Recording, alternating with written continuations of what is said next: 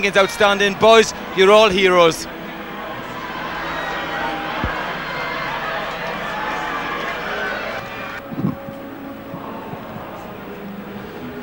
Well, unbelievable scenes here of contrasting emotions. Heartbreak for Pontypridd. That try by Lubungu scored under a melee of bodies.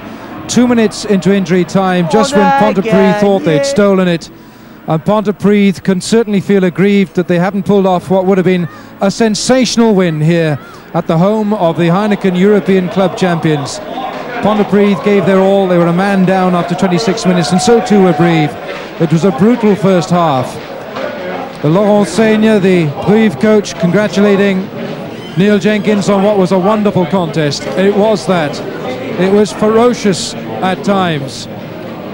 But Pontypridd knew exactly what they were going to come up against here, and it's deafening, the noise, the drums, the band. It's going on. It's been going on for 80 minutes here. Eddie Butler and Jonathan Davis were jumping up and down. I can assure you, when Kevin Morgan scored that try, Eddie Butler, 6'5" of him, was jumping. Because, Eddie, we thought they'd done it. Well, it was just the climax, we thought, to the most pulsating game. It had absolutely everything. It had the fight, it had magnificent rugby, great handling skills. It was just one of the best games of rugby I've ever seen. I just think, looking at this piece of action here, I don't think, he was going to give this. If they crossed the line, he was going to give it. I think, I can't see the ball hitting the ground there, and I don't think the Pontypridd boys did as well. Look, they're all looking up, they was held up, and he gave it straight away. I just couldn't see the ball hit the ground.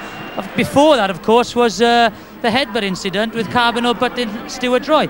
I think the officials bottled the decision. They should have disallowed that try. There was a headbutt there. They should have disallowed the try straight away. I think they just bottled the decision. The linesman and the referee, they just... Well, that was the try scored by Bomati, wasn't it? Scored in the corner. That should have been brought back, and a penalty to Pontypridd and Carbonell sent off. It's as simple as that. The atmosphere is amazing here, and I thought that the referee bottled it. It's as simple as that. Should never have been a try. Should never have been a try. This was Kevin Morgan scoring his try after 38 minutes and 38 seconds, second half. Well, it's a desperate clearance there by La Maison, of all people, who was so eccentric in his kicking today. Of course, he kicked the late ones, but that was a bad one. Kevin Morgan, look at the concentration here. You just know that he's thinking now, is there anybody behind me? How much time have I got? The ball now sits up, and he's thinking, are they coming for me? Are they coming for me? That's great play by Pontypridd. The other thing is there, Eddie, he's literally a foot from the touchline there, from the in goal. This try was, well, two things. One was the disastrous kick by La Maison, but the bounce just stood up for him, and he grabbed it and put it down. I thought that's it, the game was won, but unfortunately, another decision by Ed Murray, which we can't see very clearly. But I'd be very, very disappointed. If I was a Pontypridd official, player, supporter, disappointing. Disappointed, but they came back from half-time. They were 10 points adrift at half-time. It was a quite stupendous second half performance.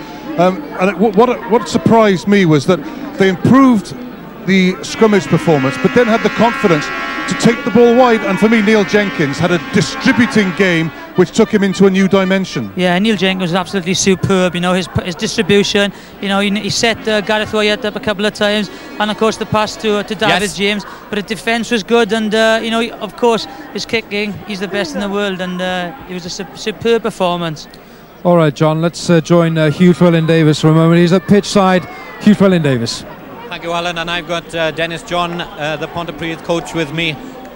Dennis, it must be heartbreaking. How do you start to sum up an afternoon like that? Well, as Prof Second say, it was just good entertainment, but we were done over in the corner there. You can't give a decision on the wrong side of the mall where he was. It was clearly on his back. We could say this side, and I think he opted out. I'm fed up of being subject to this. The crowds put pressure on him, and then they give things away. You're talking there about the final try? Yep, the final try. That's what did us in the end. We battled and we worked very hard. As much as we had people back home said we couldn't do it, if Phil Bennett wants to write some things in the daily papers, that's entirely up to him, but he should come out here and see how people work and how hard they work to get the job done, and we were just a fingernail away from it.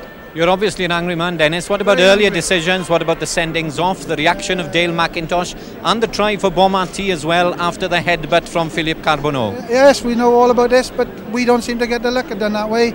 officials have got to come down on it and make the decision straight away. Some of them are opting out, and that was an opt-out decision today. Bath have won today, Dennis. Where does that leave Pontypridd? At the bottom of the ladder, by the look of it. But no, I'm very proud of what our boys done, and I'm proud of the way they played, and we proved that if you come over here and you play and you got your mindset on it, you can do a good job. Dennis, well done on the effort of the team today. You held Welsh rugby in great respect, and once again, right at the end, 1 point. I hope it doesn't disappoint you too much. Oh, I'm disappointed. I'm bitterly disappointed. I can't do nothing about it, but I'm bitterly disappointed for the way the players have played and to be given a bum decision like that. Dennis, thanks very much indeed. Thanks very much.